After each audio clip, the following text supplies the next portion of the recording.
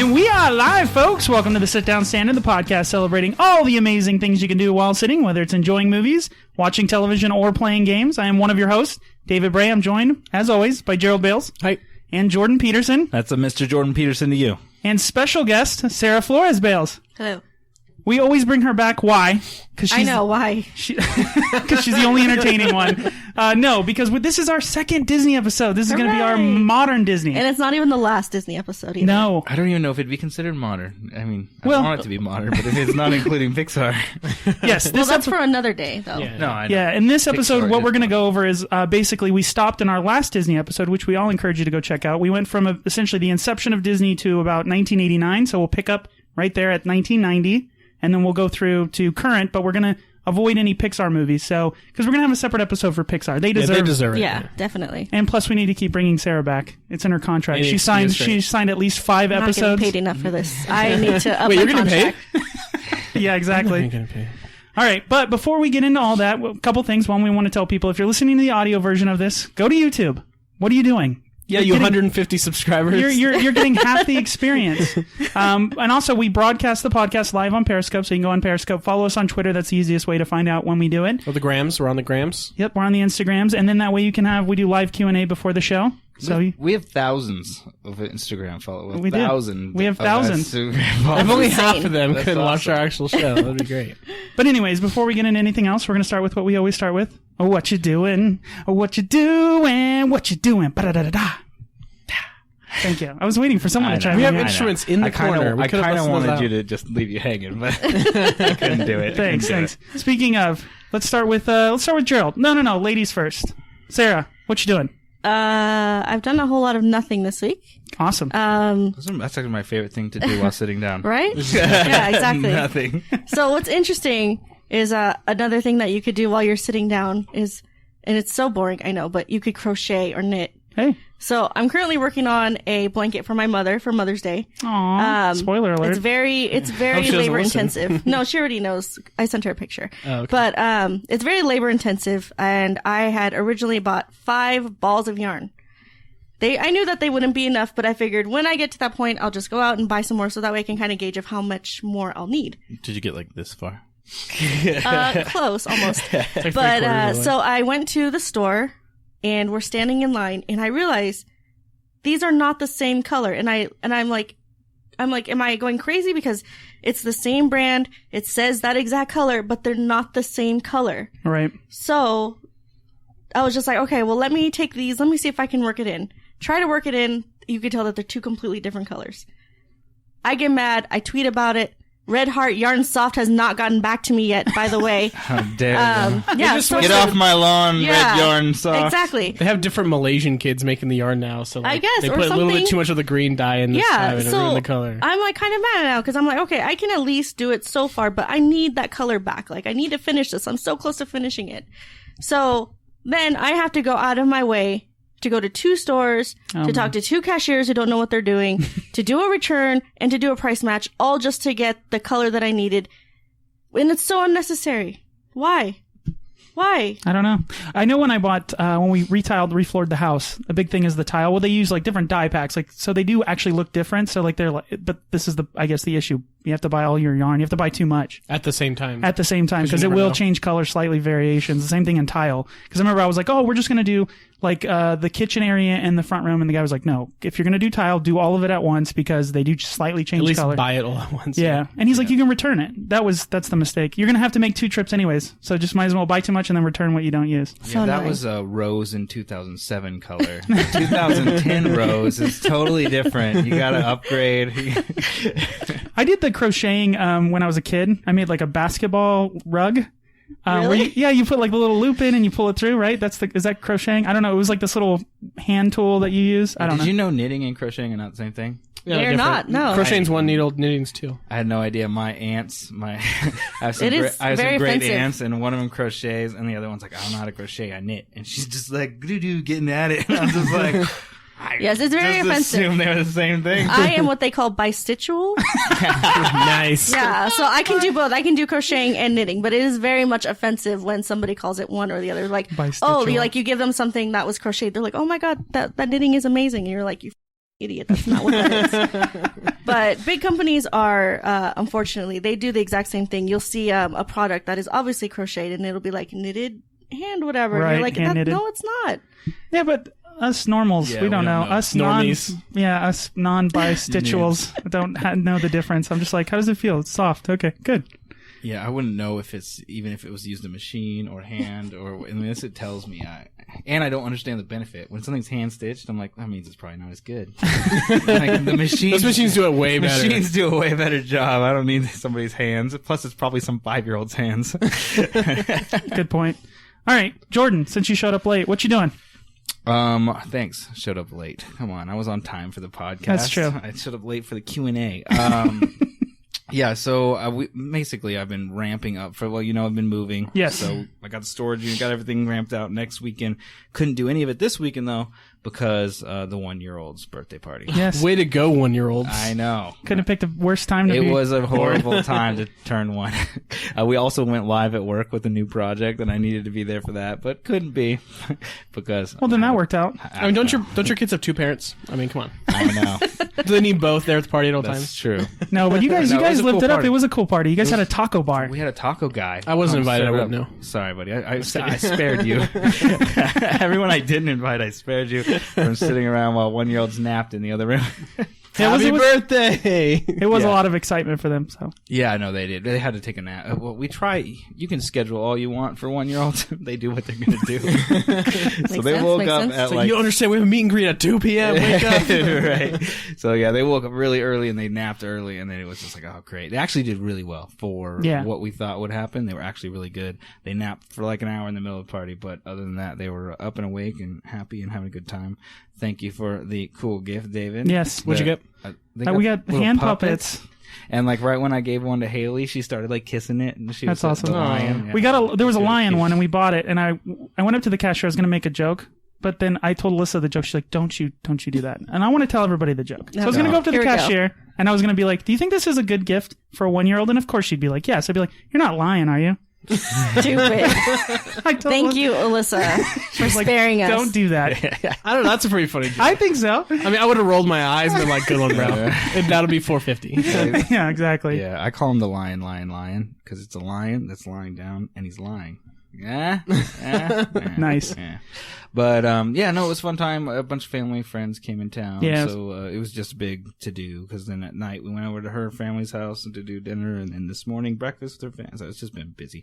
But yeah, looking forward to the big move next weekend. So Yeah, I had you a guys question. are free. I had a question about the twins because we ran into this problem. We got them each, something, and then we put them in 2 different bags. And I was like, don't get the same color bag, get a different bag. But then when I was like, just put them in the same bag. But then we went and everybody split everything in 2. So it was just funny. Yeah, yeah. And it was actually convenient when they had the same bag, because when I'm pulling the presents out to give them, you try and get them to open at the same time. I mean, they're not opening it. Me and my wife are opening it for them. But we try to open them at the same time so they don't, you screw up the surprise, because they're getting the same thing from most people. I mean, Right. it was cool. We got the elephant and the lion. And some people did that, but a lot of times it's just the exact same thing. Right. So, yeah, if it's in coordinating bags, it makes it a little easier. Cool. I don't really care. To be honest. I don't care. And they're not going to remember. I know. I mostly got them because I can see you doing the hand puppets. Oh, it was fun. See, I totally was like, yeah, we no, got I totally enjoyed that present. I was just like, woo! And I'd make the hands move and stuff. No, it's a lot of fun. But yeah, they got so much stuff. It was 45 minutes to an hour of opening presents. Wow. There was Wow. so A lot of much. loot. It was a lot of loot. And Lot of everybody's loot. like, oh, Did you do an unboxing video? right. You should have. That would have been great. How many pictures did you take? That's always I barely took any, because at a certain point I'm like, and here's my get off my lawn with these days. Everybody wants a million pictures of everything, and okay, we literally have, I think, 18,000 pictures of kids who are 12 months old. So you can do the math on that. And but we never look through them, Of course, yeah. ever. You will at some point. No, Not all of not them. when you have 100,000 by the time they're 2. It's not, you're never gonna be able to just search through all the pictures. So it's like, just live in the moment, enjoy yourself, have a good time. Take a couple at the beginning, couple at the end. Maybe I took some with my grandfather who's getting older, with the babies, stuff like that. That's important to me. But other than that, it's just enjoy. 7 pictures of each gift as they're opening it up and stuff. Yeah, It's no, like, my sister-in-law did take some pictures with the camera, so they do have some pictures of the gifts and stuff. But either way, I just take a few so you remember remember the event, but you don't need to document every moment of the event. Yeah. Just enjoy it. Have a good time. And Of course. And then you'll remember it. When you look at the one picture, you'll go, oh, I remember that time because I wasn't sitting behind a camera and have to live it through the camera every time. So it was a pretty good time. So, Gerald, what you doing? I've been catching up on some Disney movies that we'll talk about. Played some Tomb Raider, Rise of the Tomb Raider on Xbox One. Yep. That you let me borrow. Yes. Fantastic game. Yeah, it was funny because you text me and you're like, have you played this yet? And I was like, no, I haven't gotten to it yet. You're like, it's really amazing. One, like a lot of the sequences, like especially the opening sequence of the game is like an action movie. You gotta jump at the right times. You know what I'm talking about, like those kind of games. But like, this is the most gorgeous game I've ever played on Xbox One. Like, it's just beautiful. They really put a lot of like graphic fidelity into this game over any other game. You should marry it.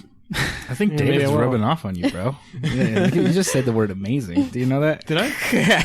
He said No, it's amazing. the thing about this game, it released at the same time Fallout 4 did. So Yeah, same it exact suffered thing. it suffered a lot of just being oversaw. And they're both overshot single player games, and they both have RPG elements because you can like upgrade your weapons, your different traits and stuff in Tomb Raider.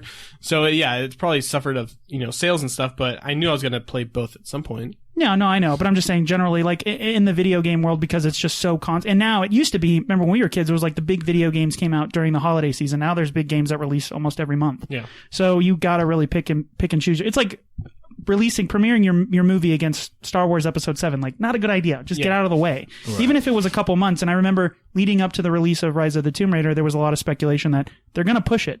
There's no way they premiere on the same day as Fallout 4. You just don't do that.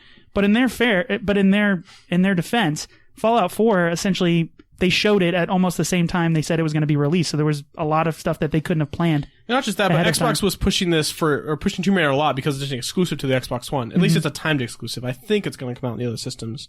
And they were bundling it with some of their holiday specials, so they couldn't push it really any farther. And not just that, but like Fallout 4 is on other systems, right? So Tomb Raider is not. So for those hardcore Xbox One fans, they're going to obviously get this game. But I was telling Sarah they had this funny promotion in the UK for this game is they had like 6 contestants on a billboard outside and they threw different weather elements at them. So they had like a snow machine, they had a wind machine, they had a rain machine, and they live streamed it all on Twitch. And then the Twitch chat, the viewers would pick like, oh, we're going to give them rain. We're going to give them snow. Oh, that's messed up. Yeah, and the last person who stayed up there during like, how many hours of just standing won some prize or whatever. But it's funny because I was watching some of the stream and people were just like snow, rain, like all the crappy ones. And they had to end up doing like bigger breaks in between the seasons and all that kind of stuff to give them a little bit of a break so they wouldn't die of hypothermia.